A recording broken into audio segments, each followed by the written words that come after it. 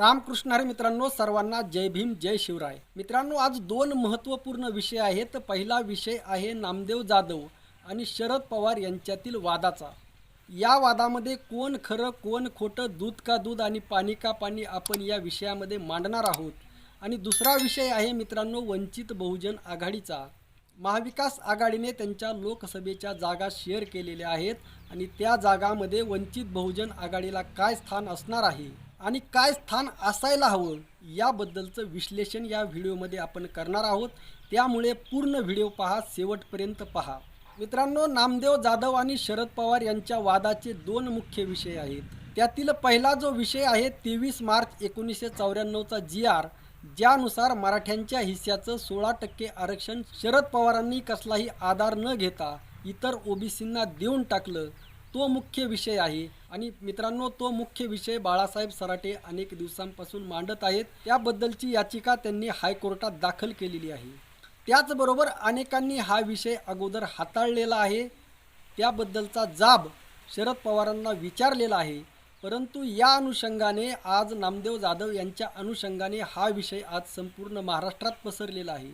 आणि मित्रांनो, दुसरा विषय आहे शरद पवारांची जात कोणती, मराठा, कुणबी की ओबीसी. मित्रांनो, या तीनही गोष्टींची मी पुराव्यासह मांडणी करणार आहे. मित्रांनो, या अगोदरच्या अनेक व्हिडिओमध्ये मी मांडणी केलेली आहे की शरद पवारांनी मराठ्यांच्या हिश्श्याचं 16% आरक्षण हे इतर ओबीसींना कसं दिलं. ते लोकसंख्याची जर मांडणी जर आपण केली तर त्याद्वारे ते सिद्ध झालेलं आहे. त्यामुळे त्याचा परत पुनर्विचार मी या व्हिडिओमध्ये करणार नाही. वास्तविक सध्याच्या सरकारने त्याबद्दलची श्वेतपत्रिका जाहीर करून संपूर्ण जनतेला दाखवून द्यावं, दूध का दूध आणि पाणी का पाणी करून दाखवावं. यातून खरं काय खोटं काय हे सिद्ध होईल. मात्र शरद पवार या आरोपाबद्दल काहीही बोलत नाहीत किंवा सरकारतर्फे मुख्यमंत्री, उपमुख्यमंत्री, दोनही उपमुख्यमंत्री आणि मंत्रिमंडळातील कोणीही यावर ब्र काढायला तयार नाही. याचा अर्थ दाल में कुछ काला आहे. परंतु मित्रांनो, मी दाल में कुछ काला आहे असं कधीही म्हणणार नाही. मी असं म्हणेन की पुरी दाल ही काली है. पूर्ण डाळ काळी यामुळे म्हणत आहे की यांनी मराठा आरक्षणाचा खून केलेला आहे सरळ. त्यावेळेस शरद पवार मुख्यमंत्री होते आणि त्या अर्थाने त्यांची ती नैतिक जिम्मेदारी आहे आणि त्यांनी ती समोर येऊन चूक कबूल करायला हवी. आता मित्रांनो, असं झालंय, चूक कबूल करायचं तर सोडा, परंतु विषयाला डायव्हर्ट कसं करता येईल यावर चर्चा सुरू आहे. यावर चर्चा का सुरू आहे? कारण शरद पवारांची जात कोणती यावर सगळीकडे चर्चा सुरू आहे. मित्रांनो, शरद पवार कुणबी, ओबीसी की मराठा. मित्रांनो, खरं तर हा प्रश्न एकदम हास्यास्पद आहे.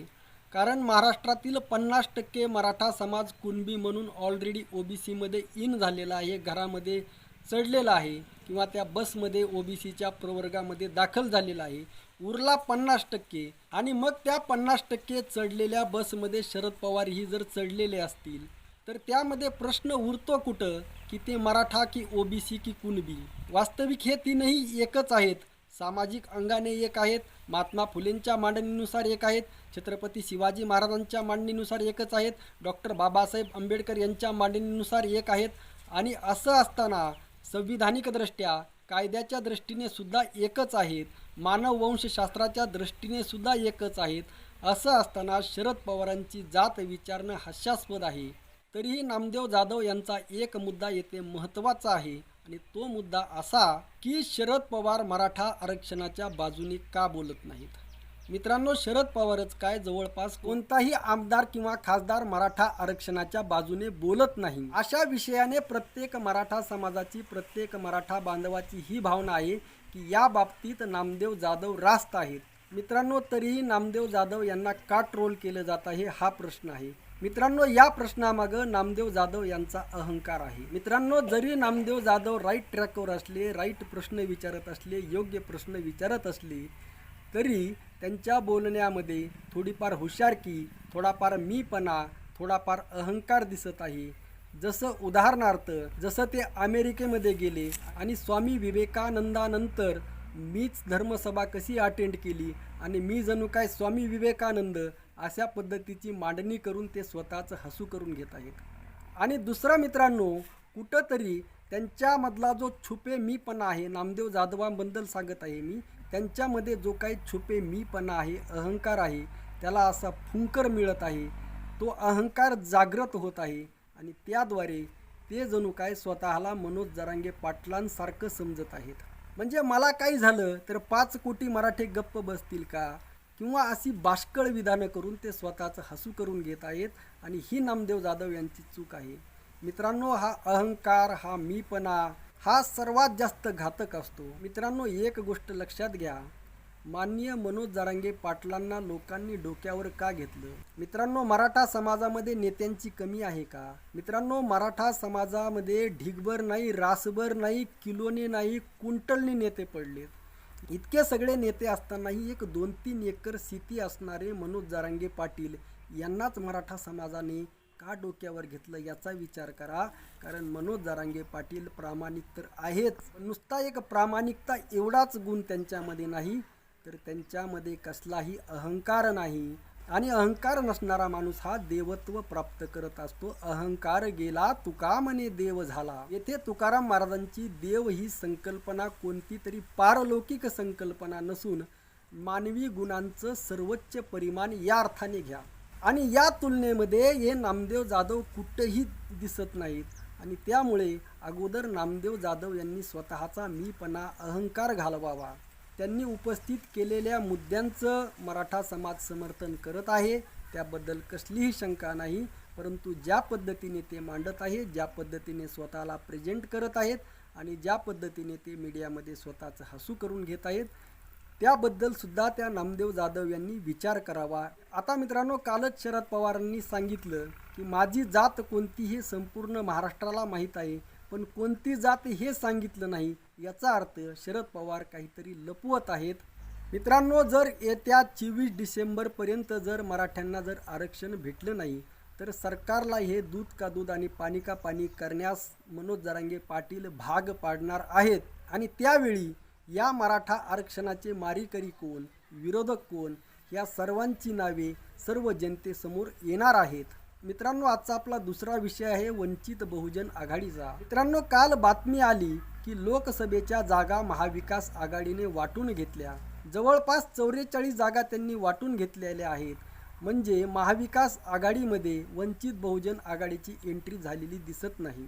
मित्रांनो, सध्याची जी महाविकास आघाडी आहे, उद्धव ठाकरे गट म्हणजे शिवसेनेचे 2 गट झालेले आहेत, राष्ट्रवादीचे 2 गट झालेले आहेत आणि काँग्रेसचं सुद्धा फार काही वजन नाही. आणि या काँग्रेस, राष्ट्रवादी आणि शिवसेनेचा जर विचार केला आणि त्यांचं प्रत्येकाचं सेपरेट जर वोट शेअरिंग केलं आजच्या मुद्द्यामध्ये, आजच्या व्हॅल्युएशनमध्ये, तर ते वंचित बहुजन आघाडींपेक्षा कमी आहे. असं असताना वंचित बहुजन आघाडीला कमीत कमी 48 जागापैकी 1/4 म्हणजे 12 जागा ह्या मिळायलाच हव्या होत्या आणि तो वंचित बहुजन आघाडीचा हक्क आहे. वास्तविक शरद पवारांचं जे मराठा आरक्षणाच्या मुद्द्यावरून जे डॅमेज झालेलं आहे, त्यानुसार शरद पवार गटाचा एकही खासदार, खास करून ज्या मतदारसंघामध्ये मराठ्यांचं प्राबल्य आहे त्या मतदारसंघात शरद पवार गटाचा एकही खासदार निवडून येणार नाही. अशी परिस्थिती असताना जर तुम्ही वंचित बहुजन आघाडीला जर 12 जागा जर देत नसताल, तर युतीचं सरकार आलं म्हणून समजा. मित्रांनो, आज वंचित बहुजन आघाडीकडे माझ्या माहितीनुसार 10% जास्त वोट शेअरिंग आहे.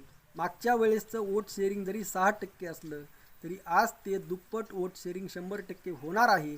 आणि एवढं वोट शेअरिंग आज उद्धव ठाकरे गटाकडे सुद्धा नाही, शरद पवारांकडे तर नाहीच आणि काँग्रेसकडे सुद्धा नाही. अशामध्ये मी जरी वंचितचा सदस्य नसलो तरी वंचितचा एक हितचिंतक आहे आणि खास करून माननीय बाळासाहेब आंबेडकर यांच्यावर प्रेम करणारा एक व्यक्ती आहे.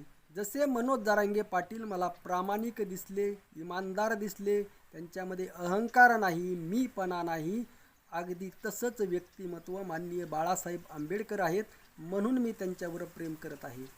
आणि या अनुषंगाने ज्याची जितकी ताकद आहे त्या अनुषंगाने त्याला जर स्थान मिळालं नाही तर याचा वंचित बहुजन आघाडीने विचार करायला हवा. या बाबतीत जर वंचित बहुजन आघाडीला जर योग्य वाटा जर भेटला नाही तर वंचित बहुजन आघाडीने वेगळा विचार करायला हवा.